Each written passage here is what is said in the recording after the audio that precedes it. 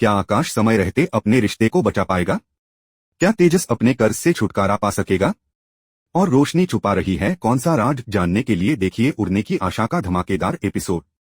तो दोस्तों, उड़ने की आशा के इस धमाकेदार एपिसोड की शुरुआत होती है एक आम खाने की टेबल पर, लेकिन यहाँ माहौल कुछ ज्यादा ही गर्म है। सचिन अचानक रोशनी से सवाल करता है कि वो पिछली रात क्या कर रही थी। यह सवाल सुनते ही रोशनी घबरा जाती है और कोई साफ जवाब नहीं दे पाती। उसकी हड़बड़ाहट देखकर तेजस भी चौकन्ना हो जाता है और पूछता है कि वो सचिन के सामने अटक क्यों रही है। रोशनी खुद को संभालते हुए कुछ कहने की कोशिश करती है, लेकिन अंदर से उसका डर और बेचैनी बढ़ती जाती है।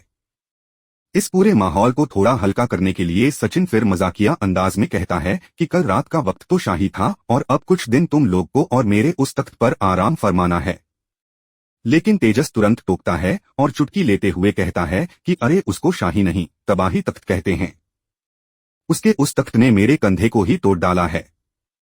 दर्द से बुरा हाल है और अब तो बस यही चाहता हूँ कि तू मेरा छोटा भाई है तो मेरे ऊपर थोड़ा तरस खा और मेरा कमरा मुझे वापस दे दे। सचिन इस पर भी मजाक करने से नहीं चूकता और सायली से कहता है कि देखो 2 दिन में ही कैसे गिड़गिड़ा रहा है। अब उसे दाल आटे का भाव समझ में आने लगा है। तभी उसका फोन बजता है, जो किसी सवारी का कॉल होता है। सचिन जल्दी से जाने की तैयारी करता है और सायली को भी अपने साथ चलने को कहता है। वो तेजस को चिढ़ाते हुए कहता है कि जब तक मैं वापस आऊं तू सपने देख खजूर। सपने देखना अच्छी बात है। सचिन और सायली के जाने के बाद रोशनी राहत की सांस लेती है और मन ही मन सोचती है कि भगवान का शुक्र है सचिन का ध्यान भटक गया, वरना वो पकड़ी जाती। अब उसे तेजस और सचिन के और ज्यादा चौकस होने से पहले वह फोन वापस लेना ही होगा। दूसरी ओर तेजस का फोन बजता है, जो कि फिर से क्रेडिट कार्ड एजेंट्स का कॉल होता है। तेजस फोन नहीं उठाता और खुद से कहता है कि अब चाहे जो हो, आज उसे अपने पैसे वापस लेने ही होंगे। तभी सीन कट होता है और हम रिया को उसके कमरे में देखते हैं, जहां उसकी हालत बेहद खराब है। वह रोते हुए कहती है कि आकाश उससे ऐसा कैसे कर सकता है। उसकी तबीयत इतनी खराब है और उसे कोई परवाह ही नहीं है। रिया को ममता की कही बात याद आती है, जब उसने आकाश और नीतू को साथ देखा था, हाथों में हाथ डाले। फिर उसे आकाश की कही बातें याद आती हैं, जब उसने कहा था कि वह यूं ही अपना प्रोफेशन नहीं छोड़ सकता। इतने में रिया मोबाइल देखती है, जहां एक मैसेज आता है, जहां आपकी कोई वैल्यू नहीं होती वहां रहना नहीं चाहिए। ये पढ़कर रिया खुद से कहती है कि हाँ, अब और नहीं, अब वह आकाश पर डिपेंड नहीं रह सकती। फिर सीन बदलता है और तेजस एक आदमी से पैसे मांगने पहुंचता है। वो आदमी कहता है कि उसका बिजनेस डाउन है और अभी सिर्फ 10,000 रुपए ही दे सकता है। तेजस उसे याद दिलाता है कि जब उसे 1 लाख चाहिए थे तब तो उसने बिना देर किए मांग लिया था। अब लौटाने में क्या दिक्कत है? वो आदमी तेजस को समझाने की कोशिश करता है कि वो बड़ा आदमी है, सब्र कर ले। लेकिन तेजस को लगता है कि सामने वाला भी कंगाल है और वो खुद भी कर्ज में डूबा है। तेजस वहां से निकलता ही है कि तावड़े नाम का रिकवरी एजेंट कॉल करता है। तेजस बहाना बनाने की कोशिश करता है, लेकिन तावड़े सीधे पूछता है कि ईएमआई दिया नहीं। तेजस के चुप रहने पर तावड़े धमकी देता है कि अब अगर पैसे नहीं मिले तो वो घर से लेकर पार्लर तक पहुंच जाएगा। कॉल कटने के बाद तेजस डर से सहम जाता है। उसे लगता है कि अगर तावड़े बाबू के पार्लर तक पहुंच गया तो बहुत बदनामी होगी। दूसरी ओर रिया अपने कमरे से बैग लेकर बाहर निकलती है। सायली उसे रोकती है और पूछती है कि वो कहाँ जा रही है, उसकी तबीयत तो ठीक नहीं है। रिया कहती है कि अब वह यहाँ नहीं रुकेगी और अपने घर जा रही है। सायली उसे सूप बना रही थी, लेकिन रिया मना कर देती है। वह साफ कहती है कि उसका पति अब उसकी परवाह नहीं करता। सायली उसे समझाने की कोशिश करती है कि आकाश को सच में चिंता थी, लेकिन एक जरूरी मीटिंग के कारण उसे जाना पड़ा। इस पर रिया और नाराज हो जाती है। वह कहती है कि अगर आकाश एक दिन भी उसके लिए नहीं निकाल सकता तो पति होने का क्या मतलब। सायली कहती है कि आज कुलदेवी की पूजा का आखिरी दिन है, लेकिन रिया कुछ नहीं सुनती। इसी बीच रेणुका कमरे से बाहर आती है और रिया को बैग लेकर जाते हुए देखती है। वह पूछती है कि कहाँ जा रही हो। रिया जवाब देती है कि वह अपने घर जा रही है और यह घर उसका नहीं, आकाश का है। यह सुनकर रेणुका भड़क जाती है और सायली से पूछती है कि उसने कुछ कहा क्या। सायली बताती है कि शायद रिया और आकाश के बीच कुछ प्रॉब्लम है। रेणुका समझाने की कोशिश करती है कि ऐसे घर छोड़ना ठीक नहीं, लेकिन रिया सुनने को तैयार नहीं। वह घर छोड़ देती है।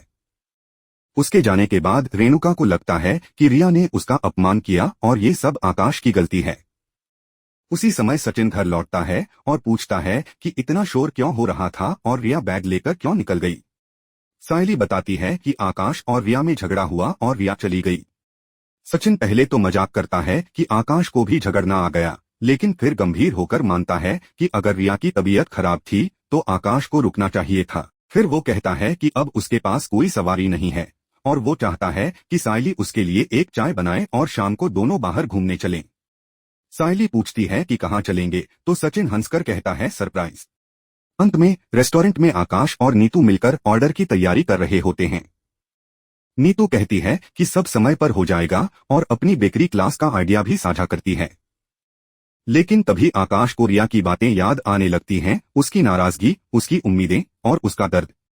नीतू आकाश से पूछती है कि रिया कैसी है, तो वो कहता है कि शायद घर पर आराम कर रही होगी। नीतू माफी मांगती है कि उसे इस हाल में बुलाया और एपिसोड यहीं एक कड़े सवाल के साथ खत्म होता है। क्या आकाश अपनी गलतियों को समझेगा? क्या रिया लौटेगी? क्या तेजस अपने कर्ज से उबरेगा? और क्या रोशनी अपना राज छुपा पाएगी? नीतू और आकाश रेस्टोरेंट में ऑर्डर की तैयारी कर रहे होते हैं और आकाश को लेकर नीतू कहती है कि काम काम होता है और यह ऑर्डर बहुत जरूरी था। नीतू फिर उसे सलाह देती है कि वह रिया को फोन करे और हालचाल ले। वह खुद वहां से चली जाती है। तभी आकाश का फोन बजता है। कॉल होती है रेणुका की। फोन पर रेणुका नाराज होकर कहती है कि रिया का बर्ताव बहुत खराब था। उसने न केवल उसे सम्मान नहीं दिया बल्कि यह भी कह दिया कि यह घर उसका नहीं बल्कि आकाश का है। आकाश थोड़ा घबरा जाता है और पूछता है कि आखिर हुआ क्या था। रेणुका बताती है कि रिया अपना सामान उठाकर घर छोड़ गई और उसने समझाने की जितनी कोशिश की रिया उतना ही अड़ गई। आकाश बार बार कहता है कि आपने उसे रोका क्यों नहीं, लेकिन रेणुका कहती है कि उसने बहुत कोशिश की थी पर रिया नहीं मानी। फिर वो उल्टा आकाश से ही पूछ बैठती है कि आखिर उनकी लड़ाई किस बात पर हुई थी। आकाश थोड़ा हिचकिचाते हुए कहता है कि रिया ने बस इतना कहा था कि उसकी तबीयत ठीक नहीं है और वो चाहती थी कि आकाश छुट्टी लेकर घर पर रुके, लेकिन उसे ऑफिस में अर्जेंट आना पड़ा तो वह रिया को अकेले ही छोड़ आया। रेणुका इस बात को बहुत छोटी बात कहती है और ताना मारती है कि आजकल की लड़कियां अपने पति को कंट्रोल करना चाहती हैं। रेणुका अपने पति परेश का उदाहरण देती है कि उन्होंने कभी भी बीमार रेणुका के लिए ऑफिस मिस नहीं किया। आकाश अपनी सफाई में कहता है कि रिया ने उसे हमेशा काम करने दिया है, लेकिन आज उसने वादा किया था कि जल्दी लौटेगा पर काम बढ़ गया और वह कॉल भी नहीं कर पाया। आकाश कहता है कि जैसे ही वह फ्री होगा रिया को वापस ले आएगा, लेकिन रेणुका उसे रोक देती है। वह कहती है कि गलती रिया की है, इसलिए उसे ही वापस आना चाहिए। इतना कहकर वह कॉल काट देती है। यह सब बात सचिन और सायली भी वहीं पास में बैठकर सुन लेते हैं। सचिन तुरंत कहता है कि रेणुका जानबूझकर आकाश के कान भर रही है। सायली उसे रोकना चाहती है, लेकिन सचिन कहता है कि अभी कुछ कहना ठीक नहीं होगा वरना रेणुका को लगेगा कि यह सब सायली की साजिश है। सचिन कहता है कि रेणुका धीरे धीरे आकाश और रिया के रिश्ते में दरार डाल रही है। सायली फिर कहती है कि उन्हें जाकर आकाश से बात करनी चाहिए। फिर अगला सीन आता है जहां सायली और सचिन आकाश के रेस्टोरेंट पहुंचते हैं। आकाश उन्हें देखकर थोड़ा हैरान होता है और पूछता है कि वे क्यों आए हैं। सायली कहती है कि उन्हें उससे जरूरी बात करनी है। सायली एक डिब्बा देती है जिसमें 2 लड्डू होते हैं। आकाश पहला लड्डू खाता है जो मीठा होता है, दूसरा फीका। सायली कहती है कि जैसे मिठास स्वाद में जरूरी है वैसे ही रिश्तों में प्यार और समझदारी जरूरी है। आकाश तुरंत समझ जाता है कि ये बात रिया को लेकर की जा रही है। आकाश कहता है कि नाराज रिया है तो उसे ही समझाना चाहिए। सचिन कहता है कि जब पत्नी बीमार हो तो उसे अपने पति की जरूरत सबसे ज्यादा होती है, फिर चाहे काम कितना ही जरूरी क्यों न हो। सायली भी अपनी बात जोड़ती है। वह कहती है कि रिश्ते शुरू में कच्ची मिट्टी की तरह होते हैं, उन्हें समय, समझदारी और प्यार से मजबूत बनाना होता है। आकाश मानता है कि ये सिर्फ एक दिन की बात नहीं है बल्कि कई दिनों से उनकी दूरियां बढ़ रही हैं। वह बताता है कि नीतू बहुत अटेंशन मांगती है और रिया को लगता है कि वह उसे नजरअंदाज कर रहा है। सायली कहती है कि बिना काम छोड़े भी रिया से प्यार से बात की जा सकती थी। सचिन खुद को उदाहरण के तौर पर पेश करता है कि वह सायली को कभी अकेला नहीं छोड़ता, चाहे कैसी भी परिस्थिति हो। फिर सायली याद दिलाती है कि जब रेणुका का फोन आया था तो वे दोनों वहीं थे और आकाश को खुद समझना चाहिए था कि कौन सही है और कौन नहीं। सचिन आकाश से कहता है कि वो बस एक बार आंखें बंद करके रिया के बारे में सोचे। आकाश जैसे ही आंखें बंद करता है उसे रिया की मुस्कान, उनके साथ बिताए खूबसूरत पल और बातें याद आने लगती हैं। वह आंखें खोलता है, हल्के से मुस्कुराता है और मान जाता है कि उसे रिया की बहुत याद आ रही है। सायली कहती है कि अब उसे गुस्सा छोड़ देना चाहिए और रिया को घर वापस ले आना चाहिए। फिर अगला सीन आता है जहां सचिन गाड़ी चला रहा होता है और सायली की तारीफ करता है कि उसने बहुत अच्छे से आकाश को समझाया। वह कहता है कि रेणुका हमेशा गलतफहमी फैलाने का काम करती है, लेकिन सायली शांति से जवाब देती है कि रेणुका का सोचने का तरीका पुरानी पीढ़ी वाला है और पीढ़ियों के बीच यही सोच का फर्क होता है। सचिन उसकी बात से सहमत होता है और कहता है कि सब कुछ ठीक हो जाएगा। फिर सायली पूछती है कि वो उसे कहाँ ले जा रहा है। इसी दौरान सायली के पास अजीत भा का मैसेज आता है जिसमें गणपति पंडाल सजावट के क्लाइंट्स की लंबी लिस्ट होती है। सायली यह देखकर बहुत खुश हो जाती है और यह बात सचिन को बताती है। सचिन कहता है कि उसके एक दोस्त के पास भी एक क्लाइंट है और जूही के हॉस्पिटल में भी पंडाल सजाने का काम है, तो वहां भी ट्राई कर सकते हैं। सायली थोड़ी घबरा जाती है और कहती है कि उसने पिंटिया से चैलेंज तो ले लिया है, लेकिन यह सब आसान नहीं है। सचिन उसे मोटिवेट करता है कि कोशिश करने वालों की हार नहीं होती। सायली लिस्ट में दिए गए सभी नंबरों पर कॉल करती है, लेकिन हर जगह से मना ही सुनने को मिलता है। थोड़ी देर के लिए वह हार मानने लगती है, लेकिन फिर सचिन उसे दोबारा हिम्मत देता है। सायली कहती है कि अभी भी कई क्लाइंट्स बाकी हैं, अगर बाप्पा का आशीर्वाद रहा तो काम जरूर मिलेगा। रास्ते में सायली एक बच्चे को देखकर कहती है कि वह कृष जैसा लग रहा है। सचिन हंसते हुए कहता है कि वो कृष नहीं है, लेकिन कृष तो वाकई बहुत प्यारा बच्चा है। फिर उसे एक आइडिया आता है कि क्यों न गणपति उत्सव पर कृष को उनके घर बुला लिया जाए। सायली को यह आइडिया पसंद आता है और दोनों कृष के गांव वाले घर पहुंच जाते हैं। सचिन कृष को देखकर खुशी से झूम उठता है और उसे गोद में उठा लेता है। सुप्रिया उन्हें देखकर चौंक जाती है और फोन काट देती है क्योंकि वह रोशनी से बात कर रही होती है। रोशनी पहले ही चिंतित थी और सुप्रिया के गांव जाने की बात से डर गई थी। उधर गांव में सचिन और सायली सुप्रिया से पूछते हैं कि क्या वे बाहर जा रहे हैं क्योंकि सामान रखा हुआ है।